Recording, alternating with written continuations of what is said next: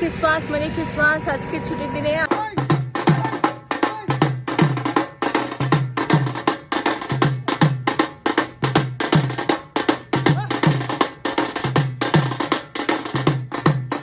ये अनारसा बोलते हैं इनको।